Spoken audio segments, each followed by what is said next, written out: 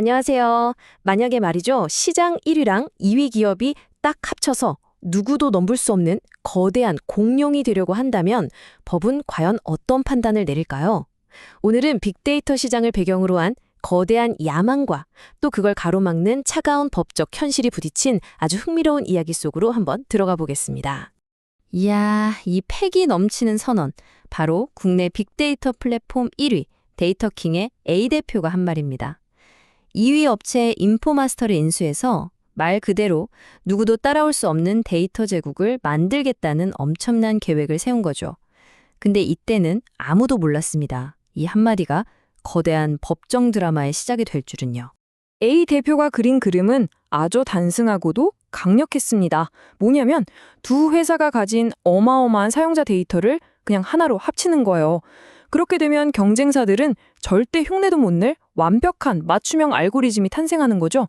시장의 유일무이한 지배자, 바로 데이터 공룡을 만들겠다는 정말 위대한 꿈이었습니다. 보시는 것처럼 계획은 아주 명확했습니다. 시장의 1등과 2등이 힘을 합쳐서 하나의 압도적인 데이터 공룡이 된다. 만약 이게 성공만 한다면 사실상 그 시장에서는 더 이상 경쟁이란 게 의미가 없어지는 거죠. 이렇게 부푼 꿈을 안고 A 대표가 국내 최고의 로펌을 찾아갑니다. 그런데 말이죠. 그의 들뜬 마음은 곧 차가운 현실의 벽에 부딪히게 돼요. 서류를 꼼꼼히 보던 변호사의 표정이 점점 심각해지더니 A 대표의 꿈에 찬물을 끼얹는 아주 강력한 경고를 날립니다. 변호사가 딱 짚어낸 핵심 명, 바로 이 두 가지였습니다. 첫째, 공정거래위원회가 이건 시장 독점이다라고 보고 합병 자체를 무산시켜버리는 이른바 독점 규제 철퇴를 맞을 수 있다는 거고요. 둘째, 자금 조달을 위해 해외에 서류상 회사를 세우는 계획이 유령 회사로 찍혀서 상상도 못할 세금 폭탄을 맞을 수도 있다는 거였죠. 야, 벌써부터 험난하죠? 그런데 변호사가 그냥 말로만 경고한 게 아니었습니다.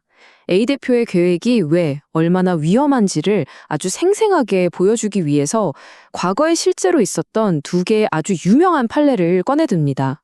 이 과거의 이야기 속에 바로 오늘 우리가 주목해야 할 핵심 교훈이 담겨 있습니다. 첫 번째 이야기는 피아노 회사들 이야기입니다. 국내에서 제일 큰 피아노 회사 두 곳이 합병을 시도했어요. 한 회사가 어려우니까 합쳐서 효율성을 높이자는 나름 합리적인 이유였죠. 하지만 결과는 실패였습니다. 공정위는 물론이고 대법원까지 나서서 한 회사를 살리는 것보다 시장 전체의 공정한 경쟁을 지키는 게 더 중요하다고 딱 선을 그은 겁니다. 이때 법원이 가장 중요하게 본 원칙이 바로 이 경쟁을 실질적으로 제한하는 행위라는 개념입니다. 이게 뭐냐면 그림처럼 두 거인이 합쳐져서 아무도 넘을 수 없는 거대한 진입 장벽을 세워버리는 거예요. 그럼 새로운 도전자들은 아예 시장에 발도 못 붙이겠죠. 법원은 바로 이렇게 공정한 경쟁의 싹을 잘라버리는 걸 막으려고 했던 겁니다. 자, 두 번째는 세금 문제입니다. 한 기업이 선박을 인수하려고 해외에다가 특수 목적 법인, 우리가 흔히 SPC라고 부르는 페이퍼 컴퍼니를 하나 세웠어요.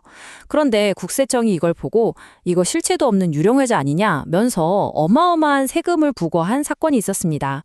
그런데 정말 놀랍게도 이 회사는 기나긴 재판 끝에 결국 이겼습니다. 아니, 페이퍼 컴퍼니인데 어떻게 이겼을까요? 비결은 바로 경제적 실질이라는 개념에 있었습니다. 법원이 보니까 이 회사가 그냥 서류상으로만 존재하는 게 아니라 실제로 독립적으로 돈을 빌리고 직접 계약을 체결하는 등 진짜 사업 활동을 했다는 거예요. 즉, 이름만 회사가 아니라 실체가 있었다는 걸 인정한 거죠. 자, 이제 이야기에서 한 발짝 더 들어가서 이 판결들을 한번 분석해 볼 시간입니다. 아니, 왜 한쪽은 합병을 막고 다른 쪽은 회사에 손을 들어줬을까요?